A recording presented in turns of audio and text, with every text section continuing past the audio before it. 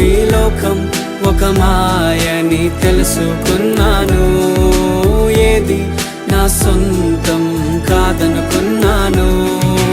తప్పిపోయిన కుమారుని నేనైతే నా కొరకై నిరీక్షించే తండ్రి నా యేసు.